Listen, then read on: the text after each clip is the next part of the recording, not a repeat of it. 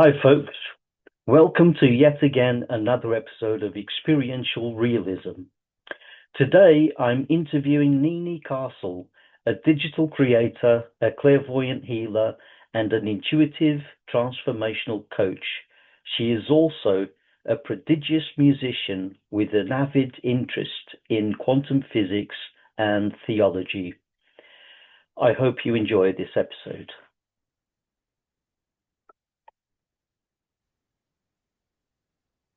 Here we go. Hi, Nini. Welcome to the show.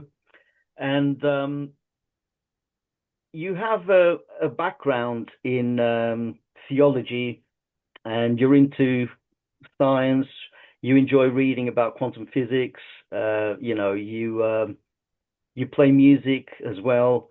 And I wonder if you could tell me more about the tree of life in Kabbalah.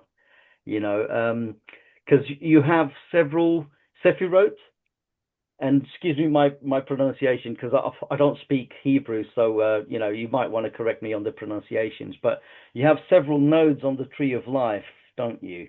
And they're supposed to represent spiritual principles. So you have at the top you have Keta, am I right? Which is divine Yeah. will and an impulse to creation, towards creation, and it means crown, doesn't it? And then you have Yes. below that you have Bina on the left hand side, which I think it means understanding and insight. And then next to that you have Ochma, which is beyond knowledge, and I think it means wisdom. Am I right? So Hmm. I'm working my way down the tree, and then in the middle you have knowledge, which is Da'at. Is that the right pronunciation? That's correct. And then below that you have Gvura, um, which is strength. And I think some people talk of severity, of judgment. Um, and then next to that, you have Hesed, which is loving kindness. And then you have Tiferet, which is beauty, glory. Then you have Hod, which is majesty, splendor, glory. Then you have Netzach, which is victory. Uh, but that kind of victory is understood to be eternity or perpetuity, isn't it? So it's almost like a celebration of eternity. Am I correct in making these assumptions? I mean, tell me if I'm right or wrong. But I'm really No, so trying to understand the Kabbalistic system here. And then you have Yesod, um, which is the foundation, or and it's also a power to connect things, isn't it? Um, and then you have right at the bottom you have Malkuth, which is the kingdom, and I don't really understand what that is about, the kingdom, and I don't know why it's right at the bottom. So, is there something that perhaps you could say or elaborate on, which I might be missing? But the whole thing is to do with spiritual principles, and somehow you get uh, different worlds from that. And I think you have about four worlds uh, from those spiritual principles which can be created. Even and then they say that even the physical world is supposed to be a spiritual realm, but it's supposed to be the lowest, isn't it? And I think you have a name for it, which is Asaya Kashmi or something like that. So you have like a divine process of creation in Kabbalah, don't you? So first you have Atzilut, um, which is supposed to be like an emanation.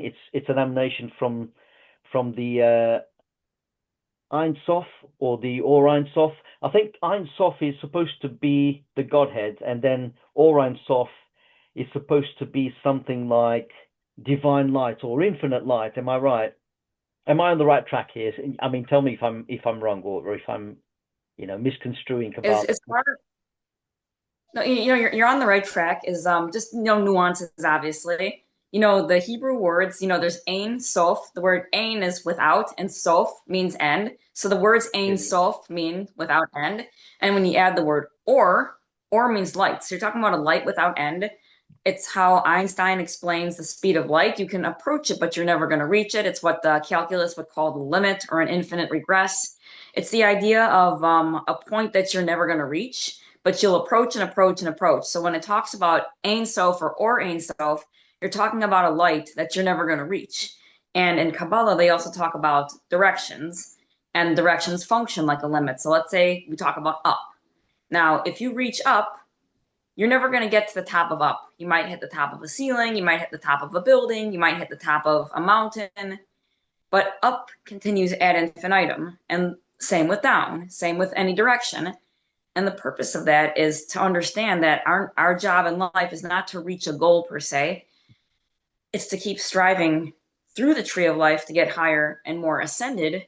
But at the same time, you had asked about what is Malchus. That's the Hebrew pronunciation, Malchus, and it means kingdom. Or if you pronounce it according to the Sephard, it's Malchut. Sometimes it's the tough is could be a t or a s. It depends what origin you're coming from. Modern Hebrew has the t sound, but Malchus refers to the kingdom, and it is the lowest level because the purpose is once everything is delineated through the upper realms. So you had mentioned Bina before Chokhmah, and actually it's the other way around because Chokhmah is undifferentiated wisdom, like you had said. Think of it like the rain. The rain falls, it's not thinking I'm going to fall here, I'm going to fall there, it just falls. Then you have Bina, which is understanding, and that acts like a piping system so that when the rain of undifferentiated Chokhmah falls, Bina, with its piping system, is able to direct that undifferentiated wisdom, and the integration would be Da'at, which is the, or Das, which is the knowledge. That's the integration. And if you want to think of it another way, right brain Gestalt, undifferentiated wisdom, left brain understanding. In today's postmodern world, we mix that up. We do a lot of Bina, and we don't necessarily trust the Chokhmah, but the Chokhmah comes first. And it's all about, there's thesis, which is the right-hand side, Chesed and Chokhmah. And then there's antithesis, like Bina and Gevura. And then there's synthesis down the center. That's the three poles. So Malchus is as it's traveled through all the different facets. We're here in this physical world, body and soul, wave and particle. It's a duality. And that's by design. That's not random. That's not an accident. That's meant for us to have both worlds, if that makes sense. Yeah. All right. So would you say that the system of Kabbalah seeks to understand God and its emanations, but not just through dogma or text, but there's actually something to it that can be verified through experience? So it uses experience, doesn't it? Like these people have arrived at this understanding more through experience rather than just scripture. Am I right in assuming this? This is something that Yes. can be discoverable by anyone, really, isn't it? Yes. And the reason I can say that, because, we have the Torah, and it has, if you're Jewish, there's 613 precepts that we're doing. People who aren't Jewish, they have the 7 Noahide codes, and, it's open to anyone. Anyone can do it. It's not specifically to one person, but it's not enough just to learn the Torah and the precepts intellectually. It's not enough just to read it like a book and understand, oh, wow, that makes sense. It's also by way of action. And there's a way that we conduct ourselves man to man. In Hebrew, it's called Bein Adam L'Chavero. It means Bein, between Adam, man, L'Chavero, and his friend. And then there's Bein Adam L'Makom. Makom means like the place, the source, how we conduct ourselves vis-a-vis the source. And fundamental to how we connect and conduct ourselves vis-a-vis the source is how we conduct ourselves vis-a-vis each other. You can't claim to love God or the source, whatever that is to you, and hate your brothers and sisters. It just doesn't work that way. And if we don't embody what the precepts are through experience, you might as well just read a book and toss it out when you're done. It's silly. It's pointless. Yeah. So what would be the purpose of a soul existing in this world? Is it to know God all over again from the perspective of a finite creature? Is it to know its God and its emanations from a finite perspective? Or is there something more to it? Like, is there supposed to be like a path, a spiritual path that we're supposed to follow? What is the point of all of this? Because a lot of people have that question, And some people can get really nihilistic, especially if they've gone through horrible experiences throughout their lives. If people that have had so much bad luck, they will say, well, there's no point to this. There's no real meaning. We just create meaning as we go along for our own comfort. I mean, what would you say to those people? Are they missing something crucial about reality? I mean, what's going on in your experience? And what would you advise them to do, really? But yeah, I'm aware So that it's I'm asking several questions here. But yeah, I would say first and foremost, what is the purpose of us being in this world, in this particular uh, apparently finite world, which seems to be maybe carved out of some infinite potentiality, as quantum mechanics seems to indicate with the superpositions, and then there seems to be a collapse. Some people would say that physicists invented the term collapse in order to try to understand what's going on. But yeah, why are we here, really, in your view, as best as you can answer? I know it's a deep question, but Yeah, I can only answer it relative to myself because, I actually do remember my past experiences and I was not human. So this was kind of crazy. There's a parable in Hebrew. It's called a midrash, means parable, where there are the ministering angels, and God says, "Let us create man." And who's us? Like if God is the all-encompassing oneness, who's this us? But it yeah, was saying that no, no, no, God is inclusive and there are subdivisions. So the angel of truth, peace, and righteousness, and the angel of truth said, absolutely do not create the space-time continuum. You're going to create this creature that's going to make mistakes and mess it up, and they're going to create an existence full of turbulence. And the ministering angel of peace was agreeing, and righteousness said, no, it's an opportunity to do right. So what God did was sent the ministering angel of truth to the ground. And now, mark my word, I did a timeline session, like a timeline meditation session with somebody. I remember before I even learned this, I had this vision, and I said it. It was really funny because when I said it, and I told my sister about it, that this had actually, I was the ministering angel of truth saying, do not create this universe. Are you nuts? And I remember God just cast me to the ground and says, you're going down there. And I'm like, ah! And I didn't have that was it. I'm like, what the heck? yeah, So I learned about the parable, and I'm like, wait a second, that happened to me. I know it's true. And then I learned later that the purpose of casting truth to the ground was not a punishment, because I always felt it was very punitive. Like, how could you do that? But it was because, God was like, you're right. I need your audacity. If there isn't a foundation of truth in the space-time continuum, you're right. It's gonna go back to chaos, tohu bavohu, null and void, chaos and void.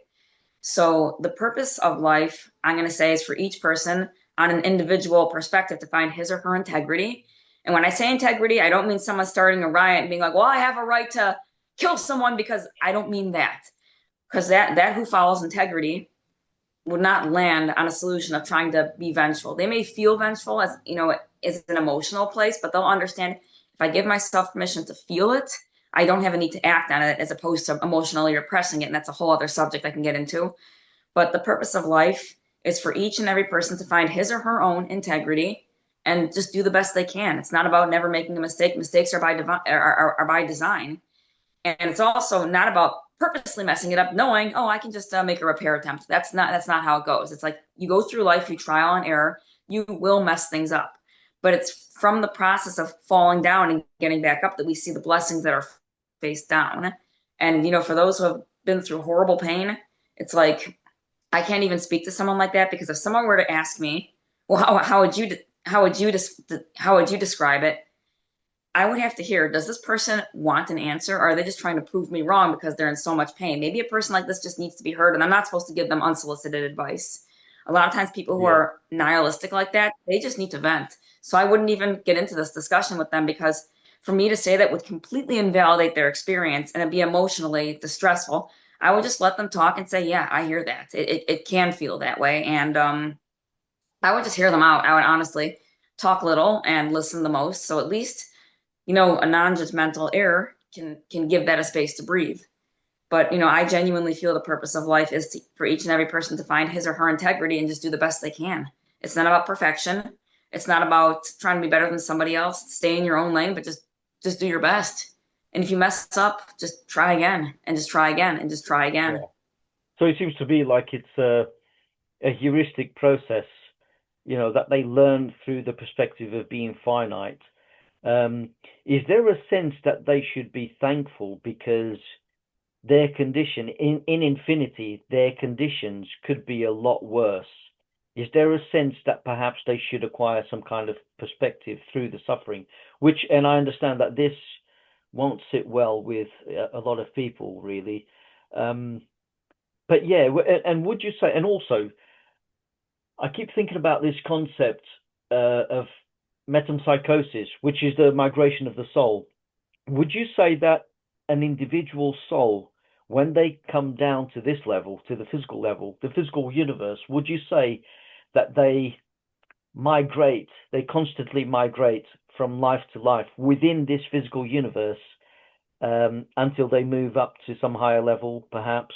And would you say that perhaps the life in terms of linear time, and I know that time can be viewed in several ways. You can imagine time as an illusion, and you come outside of the 4D construct, and you might not, and you might realize that time was just an illusion of that can be experienced when you're within the 4D construct.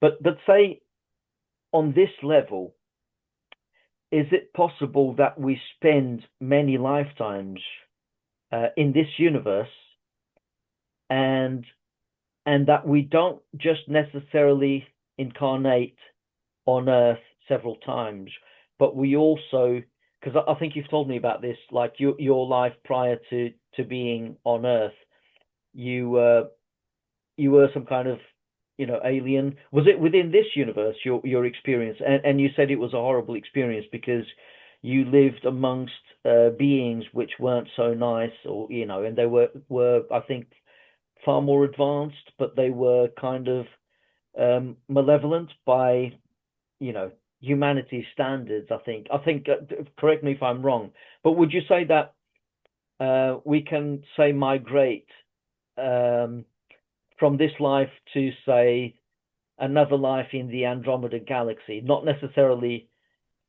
reincarnate here on Earth? Yeah, what's your view? Because I know you've got some past life memories. Yeah, well, I said one about the angels, so that was a different one. But Right, no, I do believe we're not limited to just this universe because my other, when I was a star seed and I was a star person, I call it the star person. I was, okay, I discovered later, I had a few friends who said, "Oh, that sounds like the Lyran star seed. Are you a Lyran star seed?" I said, "What's Lyra?" I never heard, I mean, besides the constellation, I didn't even know what it was. So I started to do some research about the story and how they were attacked by, well, in the vision I had, it was called the shadow government. I didn't know any name, but apparently it was a sector of reptilians who were very violent. And yes, we had technology that would blow AI out of the water. right, And yeah, it's we're not limited to. I was always taught like in more standard ways that we don't like that's taboo. You don't go there. But it's like if I didn't have this vision, I couldn't say it. Because I did. I can say I don't agree with that. I do really believe and I do feel that we're not limited to here. That the soul is multifaceted, multidimensional. It's only the physical construct that perceives the classical universe. It's like most of us is really a quantum being, but we have a classical human body, like our eyes, for example. If we look out in front of us and we see, let's say, a tree, you and I can agree what that looks like. And we see it by way of, the light reaching our eyes and being transduced in the brain and then transmuted and retransmitted into this object that we can understand. But really, it's a bunch of quantum fluctuations in superposition, if you want to use that lingo. And the tree you see will be different than the tree I see, but we still agree it's a tree. So there's enough continuity. But our human senses, I'm not saying our human senses create the tree ex nihilo. They don't. But they give to us the construct of what tree is. And then our human brain can put it into symbols, through words. That's a tree. In Hebrew, that's an eitz, like eitz chaim, tree of life. It's just how we communicate in this world, for more of a level of survival. So it's definitely an interplay of both. But no, I don't think we're limited to here. And I think that the soul, it's it's beyond it's beyond linear time. And because like when I was uncovering these memories, one of the things that I saw was space and time are very different. I mean, I was given the information in a linear sequence because otherwise I couldn't understand it. But we didn't speak through words. It was all telepathic. The technology that my particular civilization had was sound and music. But the shadow government, they came with all kinds of weapons and metal, and I mean, I'll be honest, they snuffed out our mother star. They destroyed all of our resources. And out of my particular civilization, I'm the only one that survived. So I'm here. My entire civilization has been wiped off the map. My planet has been destroyed. I mean, they just overtook everything. And what they do is the shadow government goes from star system to star system. They wipe out the resources. And when they've gotten everything they can, they destroy it and go to the next one. And if you don't listen to them, I mean, they will, it's like, I never read this series, but my sister read it, so she told me about it. It's like the Hunger Games. It's like Nazi Germany. It's like they just wipe you out relentlessly. And they don't care. And that's just an I was sent here to this space-time continuum and I was escaping because I was told that the shadow government can't survive in this level of density. So the way they infiltrate humans is through mindset.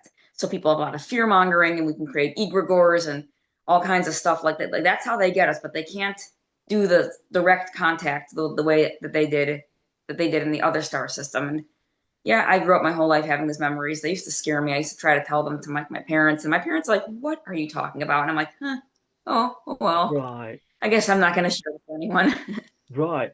Is there a sense that you were unusual compared to most people growing up? Is there a sense that you got early on in your childhood? Uh, is there a time when you realized I'm not like most children around me? I seem to have memories that they don't, and I seem to be more interested in certain subjects which most children wouldn't know or aren't aware of. There's a kind of prodigious quality about you. And correct me if I'm wrong, the concept of a star seed, is it similar or the same as, say, an indigo child? I've heard of this concept before, people saying, oh, there are indigo children, and indigo children are a kind of, hold a kind of advanced consciousness. They have come from other star systems or something like that. Am I right in assuming this, or is it a completely different thing altogether? Is there a crucial difference between a star seed and an indigo child, or would you consider It's the yourself? same. It's the same. No, It's it's the the same. same. It's the same. It's not. I mean, nuances are different, but the same idea. And Yeah. yes, ever since I was born, I knew I was not like other kids. Like I knew it. I always felt when I was like a 5-year old, I used to say to my mom, I would cry to my mom, I want to go back home to outer space. I want to run away to the moon. And my parents just like, oh my God, what's this drama? Like they didn't get it. Like they just didn't know what was going on. They Yeah. just like, you want to run away to the moon. What's that supposed to mean? That's amazing. And would you say you were, in hindsight, more more advanced or intuitive than most children around you? Was it, and did people used to call you names like, oh, you're a geek, in England they would say, oh, boffin, you're always studying, you have no fun, you're boring. You know what people are like sometimes, if you're into um, intricate stuff, they tend to say, oh, you're not normal. It's almost like you're supposed to have the same interests as everyone else, or you're supposed to have the same inclinations, which is kind of funny, really. And I wonder if Yeah. that can be explained by people perhaps having lived many lives here on Earth, as opposed to a newcomer to Earth, as opposed to someone whose life is the very first one on Earth. You see what I'm saying? So you would be Yeah, like a newcomer here on Earth. This will be your first lifetime here on Earth, as opposed to most people who have perhaps reincarnated on Earth several times. for me, I was never called like boring. Like, oh, you're I was called weird. I was diagnosed with many diagnoses that I did not, schizophrenia and psychosis, all kinds of stuff. I was labeled as a dangerous child. My behavior was bizarre.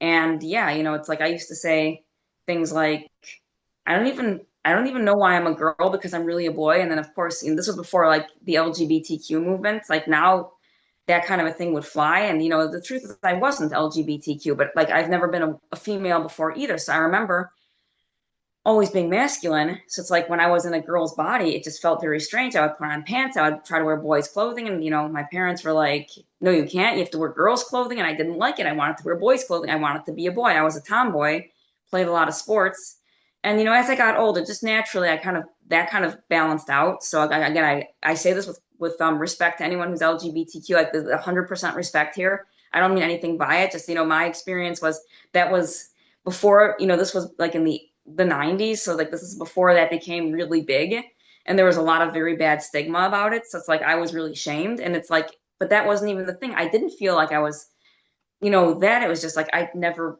coming from the spiritual aspect, I had never ever ever been a woman. I'd never been a female. It's like it was just foreign, and it felt foreign. And as I got older, I kind of just made peace with it and said, okay, fine, I'll figure it out. And I was able to figure a lot of stuff out. And I've found that it gives me a profound insight to understand people, because I see people misunderstanding themselves all the time and misunderstanding others. Like someone will say a sentence, "Hi, how are you?" "Oh, I'm good." Like you're not even listening. Like people will shut up and just, but they don't listen to what's being spoken. They're too distracted by the little ponies running around in their own head. And it's like, I've learned to really listen, and like I'll hear tones of voices, I'll pick up on body language. And another thing is that, I was born psychic. So the ability to see things and to say, but it's not enough just to be psychic. It's not enough just to have a psychic ability. You have to also really understand people, and you have to really have rapport with people and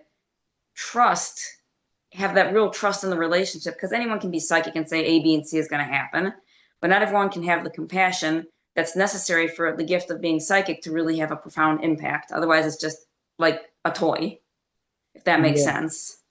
Yeah, no, it makes perfect sense. I mean, did you used to try to blend in and try to explain your behavior to people that might find it weird? I only say this because I know someone still, and at university he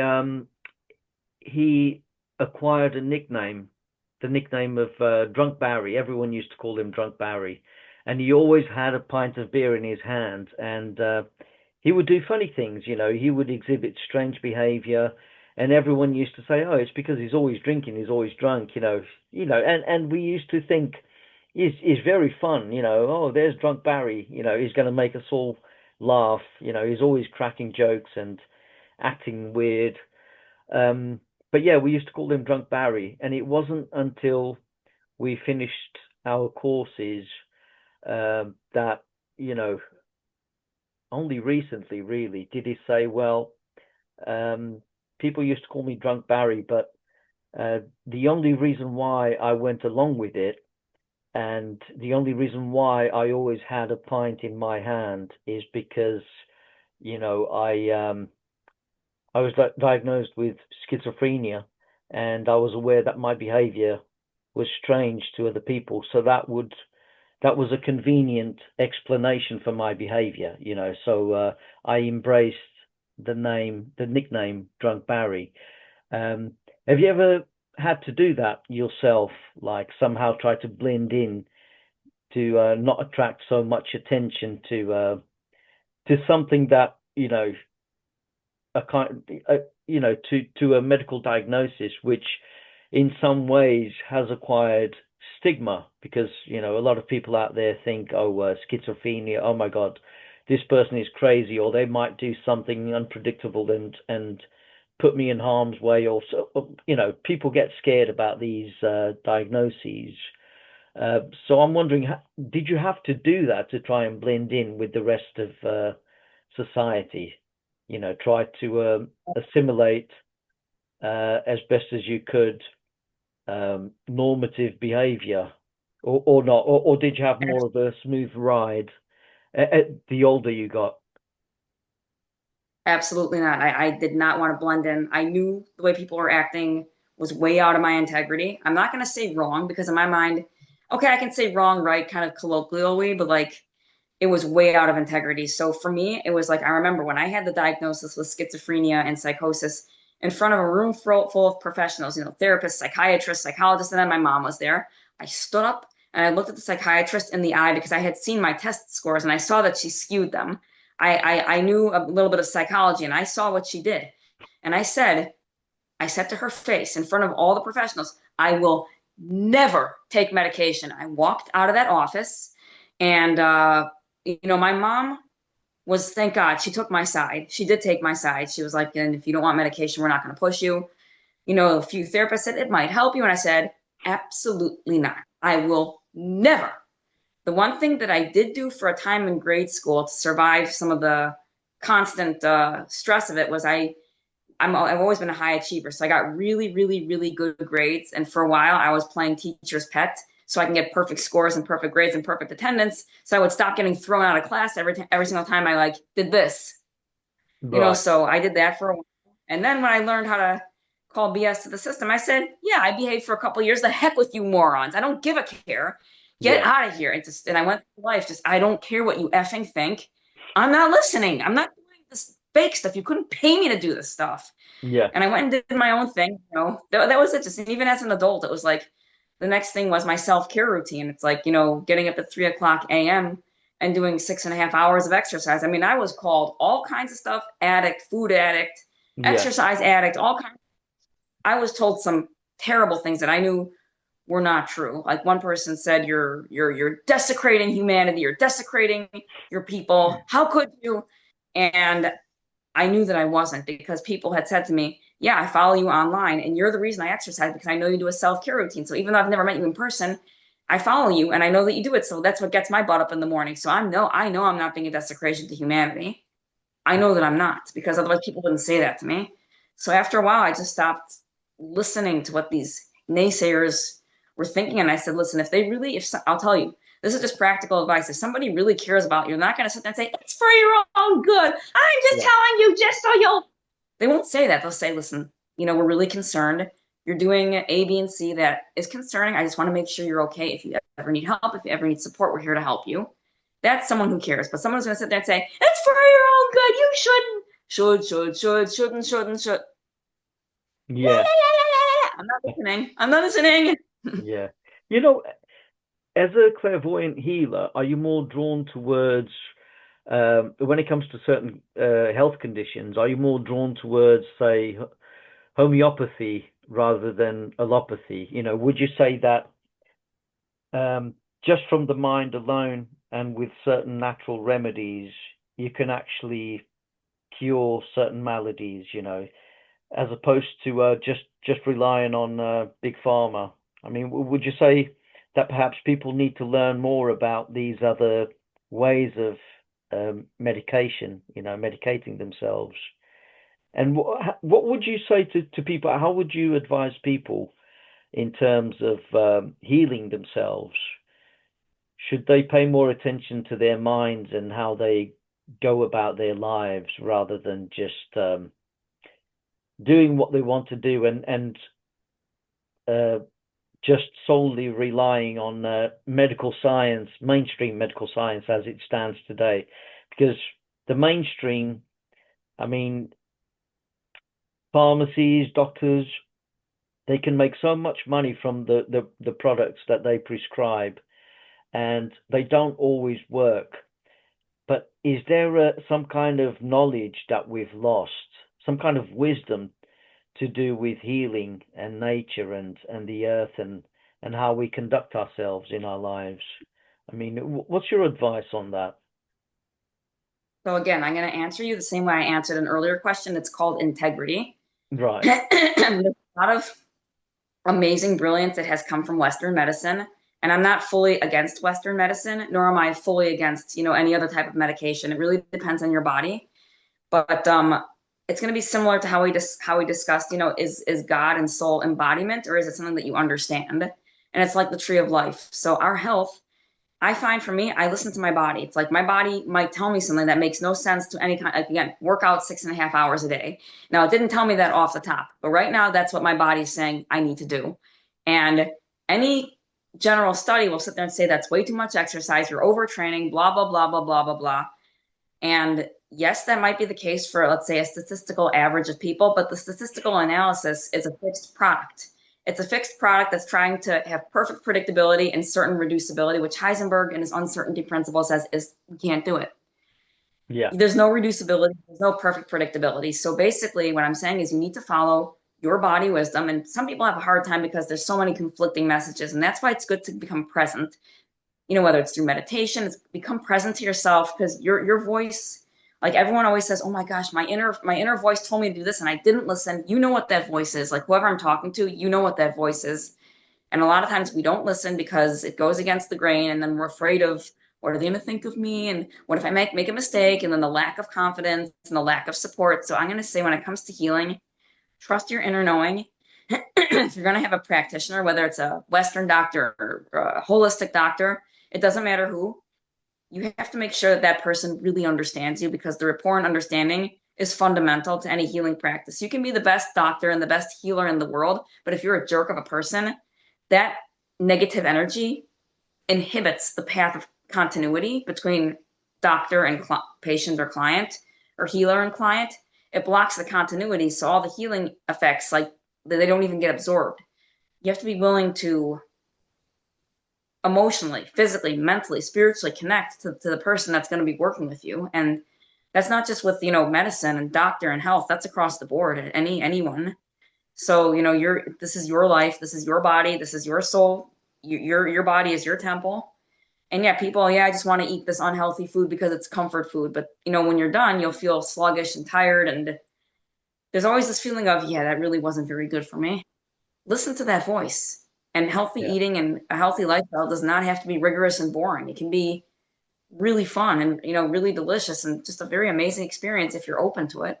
So is there a sense in which the allopathic approach is valid, but also blinkered? Because when you go to see a doctor with some kind of problem, they look at you and they don't really know exactly what kind of person you are, how you conduct yourself in life. They don't know about your inclinations and your attitudes. They only see, like a partial representation of who you are. They only see a very limited representation of yourself, right? So they would look at you and think, well, you have this problem, and they make assumptions. They think, oh, this person has probably done this in the past, which led to their condition at present, and sometimes they can blame people. Um, so is there a sense in which they neglect the mental world? And actually, would you say that this physical reality is ultimately spirit? Is everything ultimately spirit? And you know, is there a sense in which medical professionals, and even in the scientific community, is there a sense that they neglect this truth, or they neglect this possibility from their point of view at their own peril? Could they possibly advance much more if they entertained at least the possibility that this reality is ultimately spirit? I mean, are we talking about uh, you know to speak in metaphysical terms, are we talking about perhaps a dual aspect idealism, involving perceived dichotomies, of mind and matter, you know. So in a sense, you could subscribe to a property dualism as opposed to a substance dualism, which is what most people tend to go for. So the former is like an epistemological idealism. No, sorry, an epistemological dualism, as opposed to which is derived. It can be derived from a monistic idealism, um, because mind, in a sense, can create dichotomies and distinctions. In dreams, you can get the perception of living in a physical world, and then you wake up and realize it was all a world of your own creation, a mental illusion. So is there a sense in which everything is spirit, but then at the same time you can have not a substance dualism, not that there is two fundamental properties about reality, which would be physical and non-physical, but kind of like a not substance, but a property dualism, but all coming from the same spirit. Would you say that all reality is ultimately spirit? And perhaps even science itself could become more advanced and get rid of its own manacles if they just accepted this possibility. Am I making any sense, by the way? You're making sense. I think, I think I hear the question. I think words sometimes fail. You're asking, is there maybe one ultimate isness, whether you want to call it spirit or you want to call it God Yeah. or source or idealism or mind at large? Is there one fundamental isness that is all encompassing and we are just some sort of subdivision that takes on multiple forms? And that's what I'm hearing you ask. Is that Yeah. correct? Is that how you see? Is that your view of reality, or would you add to that or take away from that view? Yeah. So I everything would would be unpack ultimately spirit, but find different expressions. the way that I would unpack that further, again, going back to the Kabbalah analogy, like through the tree of life, is that you have we talk about the Ein Sof, the Or Ein Sof. You've got this, okay, I call it God, that's what I call it, but there's this isness of ultimate reality that is beyond the limits, it's infinite. And again, just a fun fact, infinity and unlimited or boundless is not the same. Boundless is like an infinite set. You can still somewhat quantify it. Infinity is not even a number. It's all completeness. It includes everything. So you can't even quantify that at all. So you have this Right. infinite oneness up, and I'll call that God. And then that subdivides itself. Think of it like this. You want to say the Ein Sof, the Or Ein Sof. You put a prism or maybe an amplituhedron if you want to use Hoffman's lingo, and you have this the split. You take the white light that gets now fragmented and diffracted into all the different colors. All the colors out there. Red has its subjective truth. Blue has its subjective truth. Sometimes you want to go through the whole electromagnetic spectrum. You have gamma rays, you have X rays, you have radio waves, you have microwaves. They're all still of the same source, just experiencing different places throughout the linear spectrum. And that's how I think we are. So if you want to go to Malchus, Malchus has the physical dimension to it, that which no other Sephira, and the word from Sephir or Sipor comes from the word, Sipor, to tell, or Mispar, number, or Sefer, which is order. It all comes from the letter, the number, and divine order at the source of it. And I do believe that there's an infinite oneness. I call it God that we're never going to understand. Moses in the Bible or in the Torah asks to see the face of God, and he says, no one can see my face and live. It's like, we're not going to understand a theory of everything. We're not going to understand it all. And as far as science is concerned, science itself is not the limitation. Science is just the understanding of nature. Us as humanity have used science strictly materialistically until very recently. Quantum physics, I believe, was the first real groundbreaking theory to say, there is something else here, guys. This is Yeah. not just reality. There is another far more, there's a wave particle duality that goes way beyond what we think we see. And so science is not the problem. It's just we've used it very incompletely. And I think we have to, psychology talks about accommodation versus assimilation. We have to accommodate that there are new perspectives that we are not used to. And yeah, we'll hit cognitive dissonance because there's the conflict of, oh, now I got to change. That's not comfortable. And that's a basic psychological truth. We don't want to change. It's uncomfortable to change, but that's what growth is all about. So that's the way I see it. Right. Actually, you've mentioned numbers, and there's numerology and gematria in Kabbalah, and there is this number which Richard Feynman referred to as the magical number, and it's 137. because it seems to unify everything to do with, quantum mechanics, or how much potency or strength the electromagnetic field has. And there is this number 137 that is there as a fundamental or a constant, that and people don't know why it has to be that specific number, which is 137. And this number seems to come up in Kabbalah, doesn't it, as some kind of fundamental representational of a fundamental force. Have you heard of it? You must have heard of it. 137. And even the physicist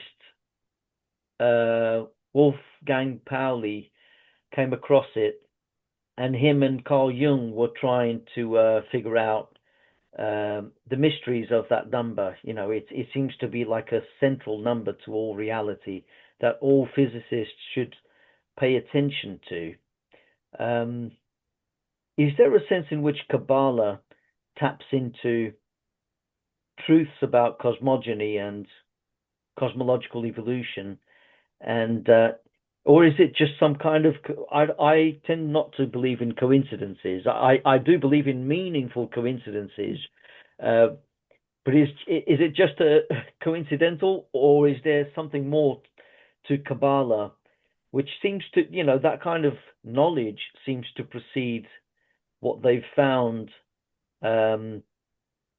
with the advent of quantum physics, for example, and to do with that number.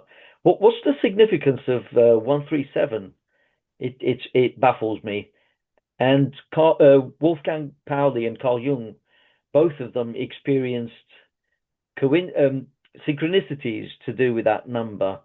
And actually, even though Wolfgang Pauli is renowned for having discovered the exclusion principle, they say it's the Pauli exclusion principle. There's only so many electrons an atom can hold, and it piles on, and there's a number. It seems to follow a number pattern. There seems to be a mathematical pattern in nature.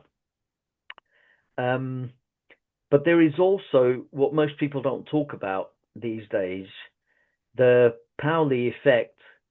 And it seems like something strange followed Wolfgang Pauli, because wherever he went, if he was near laboratories where other scientists were working, things would explode, and these scientists would say, well, I don't believe in ghosts, but I don't want that guy anywhere near my laboratory. Otherwise, it's going to ruin my tenure.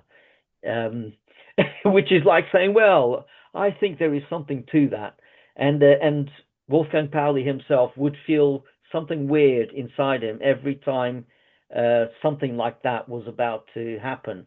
So it's almost like reality was either trying to stop him from finding out more about itself, or you could also interpret it in the sense that Wolfgang Pauli had his own journey, and he was very likely, as a genius, to unlock much more about reality, because perhaps there was something more to him than the average person. And his journey wasn't supposed to interfere with the journeys of other human beings working on the same or similar problems, and therefore that's the reason why those things would happen.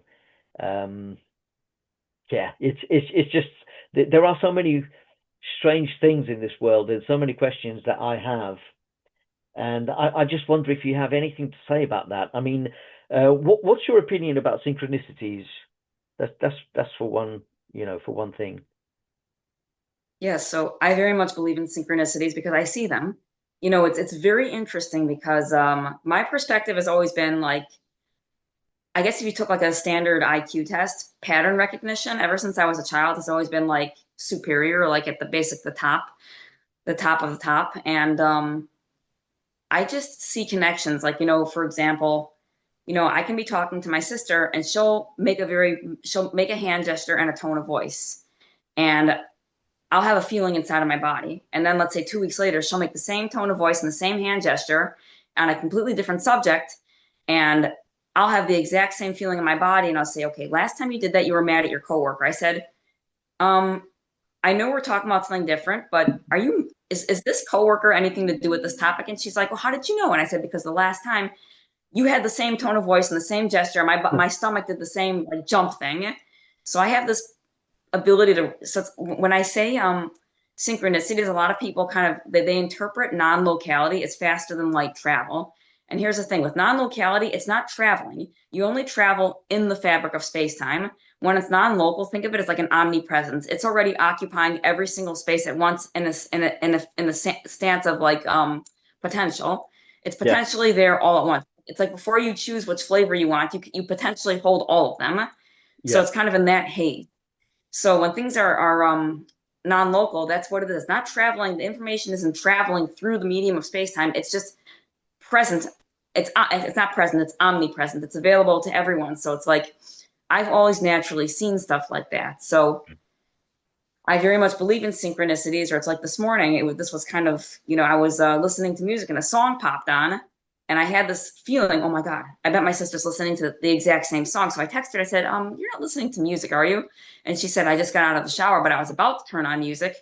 And I said, "You weren't thinking of playing, this song by Boston?" And she said, "Actually, I wasn't. But now that you mentioned it, I think I will." So like that time, it didn't correspond, but usually it does. I'll say, "You weren't listening." It's like I'm on a bike ride, and all of a sudden, it's like I think of a friend, and I'm like, I'll call them, and I'll say like, are you on the way to Target?" And they'll say, "Oh, how did you know?" And I said, "I saw a vision. Don't go to Target." And they're like, why not?" And I said, "I'm getting a vision that there's going to be like a fight in the store. Don't go." And sure enough, it happens. So it's like sometimes I'm not always 100% right on it, but I do believe in it because I've seen it too many times. And as far as the 137, I wanted to come back to that. I Yeah. actually have heard stories and seen it. I have not figured that one out, so I want to be super transparent. But it gives me some homework to do because I'd like to research that a little bit more because I've seen it. Yeah. And I've also Keep questioned, going. I Yeah. wonder why, I wonder how. Yeah. Sorry. Yeah. Here we go. Yeah. Go for it. Wow. Yeah. Yeah. So So you. I'll be honest. Yeah. Yeah. Yeah. Yeah. Yes, we're on. Yeah. Sorry. Yeah. Just sorting things out here, getting in the way a little bit. But yeah. So you were saying about the 137 number. Yeah. So it's something that you want to delve into. Yeah. Yeah. It's, I don't know 100%, but that, it gives me some homework to do. Like I said before, gives me something to learn. I view myself as a perpetual student. Yeah. And, there's always a sense of don't have a false sense of humility, but at the same time, don't get yourself too hot and don't get yourself too high because neither one is good. So I always appreciate stuff like this because there's always going to be something that we don't know. And I could pretend I do and fluff up an answer, but that would be really dishonest. And that would be, again, out of integrity. I believe in integrity. That would be out of integrity. So gives me some homework to do. Yeah.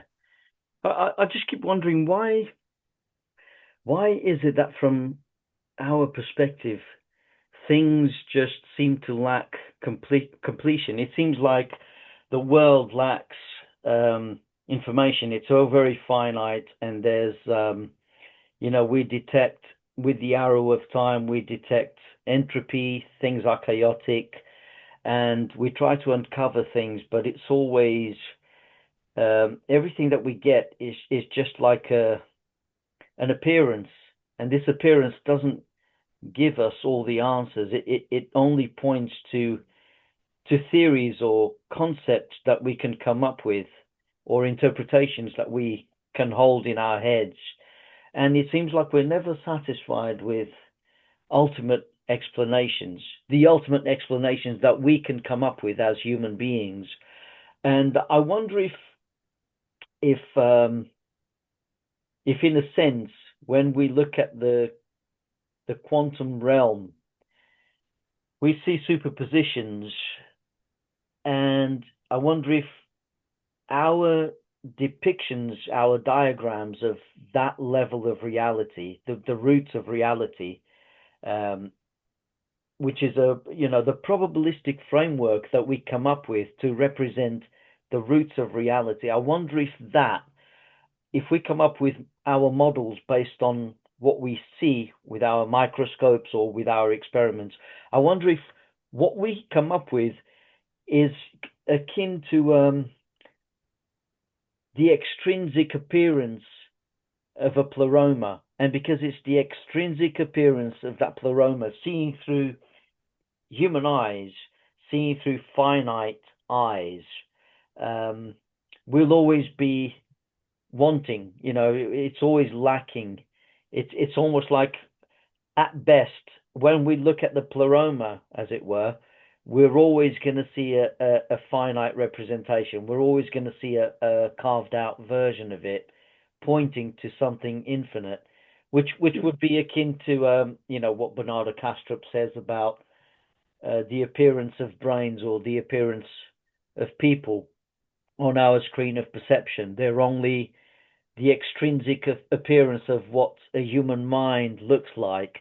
So in a sense, when we look at the quantum world, the quantum realm with its superpositions, it's only the extrinsic appearance of something partial. It's like we're forever blinkered as human beings, and perhaps we can only know the truth, or glimpse more of the truth, once we depart from this world. Once we pass away, maybe once these anthropic barriers fall away, then we will be able to perceive more, intuit more, get more knowledge, and maybe with that knowledge, more insights will come from this universal mind, and then we will be able to be closer to some real wisdom,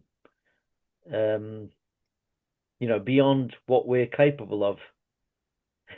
Does any of this make sense?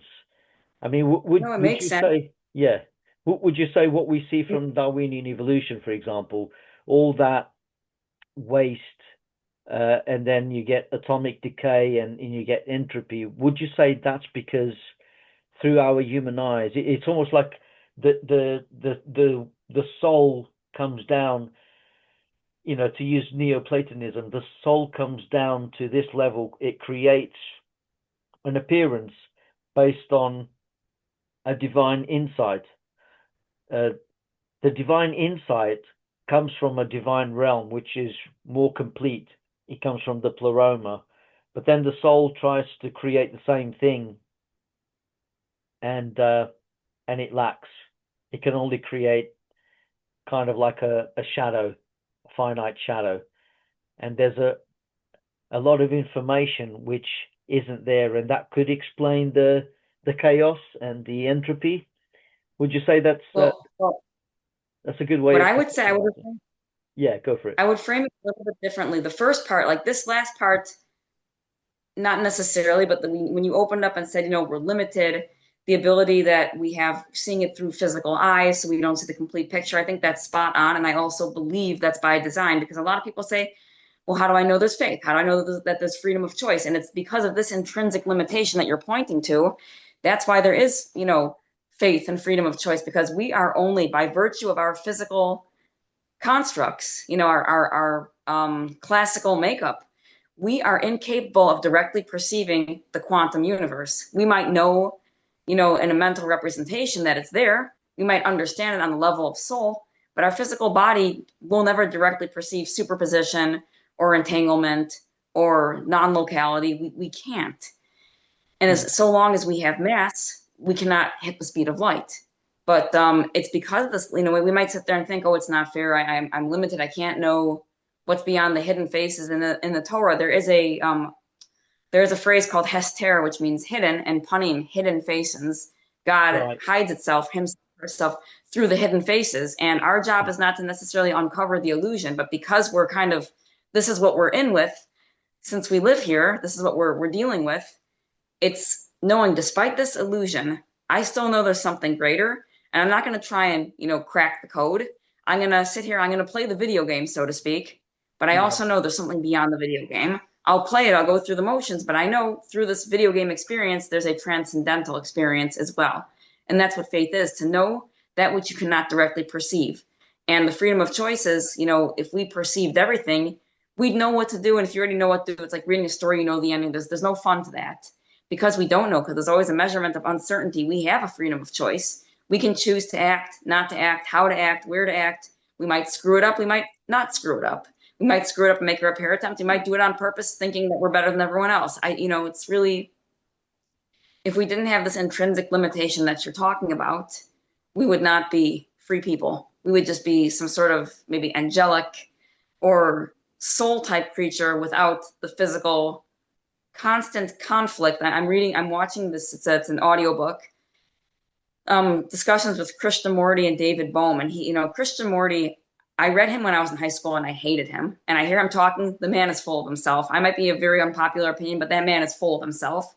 He's basically not, trying to challenge these ideas that you're talking with. And whenever David Bohm tries to speak, he's just talking over him, basically superimposing his own idea. And it's like, you're doing a very good job of trying to manipulate the floor here, but you're not letting someone else have an idea. And that's like the opposite of the freedom that we're supposed to have. We're supposed to be able to give people the space to explore, not superimpose. Yeah. And we knew all the answers, it would be automatically superimposed as opposed to any real, genuine freedom. Yeah. That's my feeling. And after all, people like Bohm, for example, with his model of Bohmian mechanics, he was only trying to find a way to try to understand what's going on about, to do with reality. At the end of the day, it's all about coming up with models to try and describe or even have some kind of explanation about why nature behaves the way it does. And so I actually have homework to do. I want to look more into the number 137, and I also want to look more into.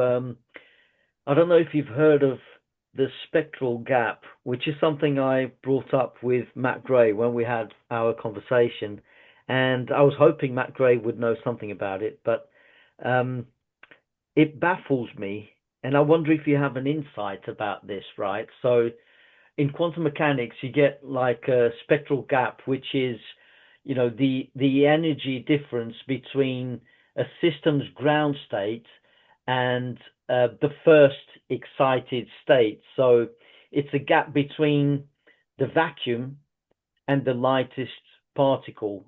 So my question is, why is there a gap? I mean, what do you think is happening or not happening in that interval? I mean, why couldn't we detect a gradual continuation of energetic expression that we can detect, from the ground to the very first measurable excitation without an interruption? Why does reality have to have a gap at that level when it comes to measuring certain systems? There's just so many questions, and I wonder if or is it something to do with our perception?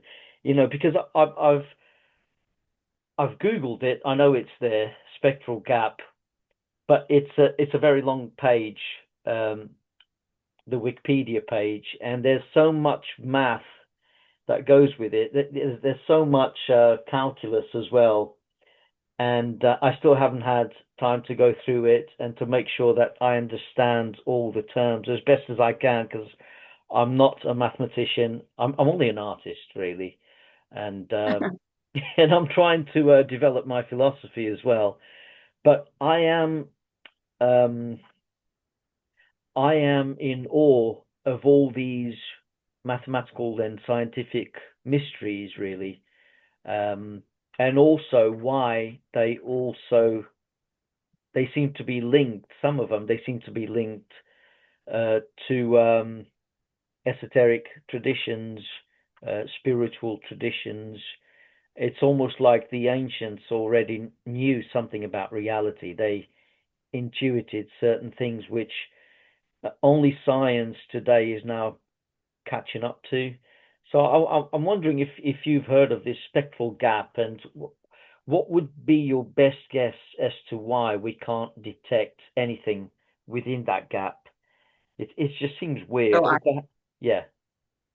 so I have heard of it, and on the one hand, it's very interesting, but I think of it as like binary code versus qubits, or I Right. think of it as digital waves versus analog waves. Or Yeah. I think of it, this is a very basic, like, hitting the momentum point, like in business. It's like it looks like nothing's happening, nothing's happening. You're taking these steps, or it's like in cellular division, you've got prophase, and it seems to be forever until you hit like the other phases and the cell divides.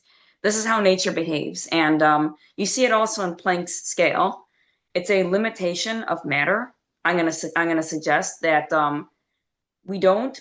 It's not that there isn't anything, that the energy is moving continuously all the time. It's just the limitation on our sense is kind of piggybacking on the last question that you asked. It's that same inherent intrinsic limitation. We don't see the excitations until they're excited. So as the packets of quanta, the electrons get excited, they jump from orbitals. You have the ground state, and you go up to the first excitation, the second excitation. And that's an intrinsic limitation to our perception more than it's how the phenomena are behaving inherently. Like we don't actually perceive what they are. And you see this in, again, let's say like a business trend. This is the best way I can explain it. So you're doing your work every single day. You're building the business. You're making your phone calls. You're checking your emails. You're showing up. You're putting out the advertisements. You're doing the inner work. You're doing all the stuff, and nothing is happening. Nothing, nothing, nothing, nothing. And then poof, you have this momentum. It just hits momentum, and you've exploded. Like, oh my God! It's like yesterday, nothing, and then poof, you hit the excitation point. You were Yeah. doing the work all along, but there's a certain critical mass that you need to hit. And until you hit that critical mass, it's either on or it's off, like a binary code. Once you have enough critical mass to make it on, it suddenly flips. And that's the packets of quanta, suddenly flips. So the undercurrent is happening continuously, but we only see a discrete difference. Does that make sense? Yeah. Yeah. That is yeah. I suppose it's more about the answers that we can come up with to do with that is more about how rather than why. Um, have I got this right? Yeah. It's how and also maybe the distinction between why and how questions is more to do with what satisfies us. And I guess, yeah, it does make sense. And in a sense, it's almost like I want to really delve into that and find out all the intricacies to do with that. And I've just remembered a video that you shared to do with music, to do with notes and geometric shapes. And it makes me think, why is it that music relies so much on geometric patterns in order to produce, resonant harmony and melody? And if we deviate from those coherent mathematical structures made up of, relationships between musical notes, we get auditory discordance. And then I think, is it something to do with our minds, or do animals, perceive and also appreciate musical harmony like we do? Or do they just sense, like a cacophony of sounds when, say, they listen to Mozart, for example? I mean, what's your view on that? Because I know you shared a video about music and about notes, and then these notes.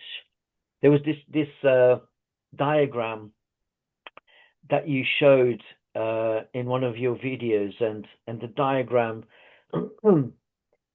created whenever chords were played, these single notes would light up, and if it was a proper chord or several chords in unison, they could produce harmonies, but the harmonies on the graph reflected known geometric shapes. But if the shape wasn't right, if it didn't follow a specific pattern, that would be equivalent to just cacophony or discordance. It might make sense. I don't know if you remember the video that you shared, um, but yeah, why is that? Why is it that it makes all the difference? The notes that we play, um, if we follow patterns, if we follow mathematics, the rules of mathematics and geometry, we can create harmony and melodies. It sounds harmonious to us. But if we just if we don't follow any pattern, if it's more what we would classify as random, if there's no detectable pattern to us, it sounds more discordant. It's not as resonant to us in a meaningful way. It doesn't appeal to our emotions as much if it's just random or doesn't create any meaningful shape, geometric shape. Yeah. And I Well, wonder if animals have a similar view of music as we do, or if to them it's completely different and it's got nothing to do with mathematics or geometry as we conceptualize. And then it makes me think, is mathematics discovered, or is it completely an invention of the human mind? Or is it that we well, invented the numbers, we invented the language of mathematics, but mathematics is something more fundamental, which has to precede human minds? And I'm more in so agreement with the latter. Yeah, yeah, go for it. Sorry.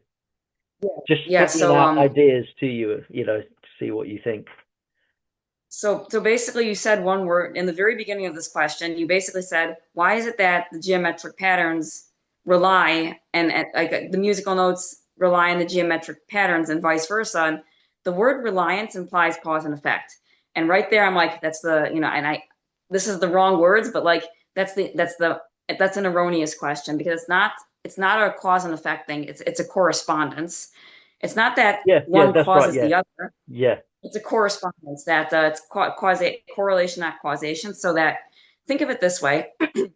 I remember the video. It was a cymatic video showing how like when you push a note, it has different resonant frequencies that look yeah. like geometric patterns, cymatics. But basically, the reason that happens is because if you think about it, we are very much um, dependent on what we see. So we look at things, and when you look at things visually, you want to see harmony. You don't just want to throw things randomly around because it looks chaotic and you see it with your eyes. Now, think of sound the same way. It's stuff when you hear things, it's not that hearing something causes a geometric pattern, it's that auditory symmetry is just as beautiful as geometric symmetry that we see visually. We're just more dependent on our eyes. So certain chords that have progressions that balance, it's not that the math causes it, they correspond to the beauty in mathematics. I'm glad you mentioned And correspondence. Yeah, yeah, yeah. it's, I meant it's to a say I res- tend to talk in terms of cause and effect, but yeah, I think that's the best way to look at it really, because correspondence seems to transcend this mechanistic it's how picture you, and this it's how you do one. notion. Yeah, yeah, It's of a sequential cause how and you, effect, and yeah, yeah, yeah, yeah, it's It's how you do one thing is how you do everything, and it's a resonance. Like that was yeah, one of the biggest errors that the shadow government did. They used a lot of force and they used a lot of like programming, and really it's about resonance. When you can like, for example, like for me, I don't believe in unsolicited advice. I'm just gonna be the example of who I am, and if you like it, and you want to quote unquote ask me a question or whatever, I'll answer you. But I'm not gonna go out and enforce and try to enforce someone to listen. So when you're working with correspondence and resonance, you're resonating at a certain vibrational frequency that has a visual pattern, that has an auditory pattern, that has an emotional component, that even has a taste. It stimulates all the senses, both the internal and external, more than just your five physical senses. And how you do one thing, like your body gives off a vibrational frequency all the time. So it's like if someone has healing energy, it's not that their body is causing healing, it's just they're resonating at a certain frequency and that taps into the healing frequency and then you match resonance with somebody else and you give them space to resonate like a tuning fork would resonate. yeah. So the mathematics, the geometrics and the colors and the sounds and the tones work in this resonance. And that was the technology we used in my home star. We Yeah. used that technology and it was cool stuff. So it's kind of based on cymatics. So in a way, the science of cymatics reflects um, different phenomena which can be seen as representations of the same thing. So the sound, if we hear a particular sound and that sound produces a particular visual pattern, you know, there's a correspondence obviously, and both appearances would you say are representations of the same thing, the same kind of expression, and it's some kind of Yes. underlying expression, some kind of underlying thing or vibration, to use a term that maybe people can understand. I think of as vibrations and frequencies, but it would be two expressions of the same thing. Does that make sense? Almost like two sides of the same coin. Right. Yes, Yeah. absolutely. And we're looking at a multi-dimensional coin here, so we're not just looking at a binary heads or tails. This is a multi-dimensional, like multi-figured coin. So every Yeah. facet of subjective experience will resonate on some wavelength in correspondence to this multi-dimensional coin. Yeah. So why is it that we don't pay attention to these concepts and the principle of correspondence more? Because I think if we ditch this notion of cause and effect, this notion of causality, which even people like David Hume had doubts on, and if we embrace something based on cymatics and correspondence, um, I think we could advance scientifically even more. I think new technologies could come out of this, technologies that could really help humanity. Would you say that's a fair assessment, or you know? Yeah, I don't, I know, again, I'm going to say like the Western medicine, I don't think we should ditch cause and effect because, again, we're in the fourth dimensional manifold. Cause and effect takes a hold, like I'll say it this way, Einsteinian physics has proven to be more accurate than Newtonian physics. Yeah, However, for the most part, people use the Newtonian physics even in professional settings because it's easier to understand, it's easier to grapple with. And when you're dealing with most things day to day, as long as you remember the Newtonian physics is just an estimate, you're fine. Because when you want to use the GPS system, then you have to use Einsteinian physics.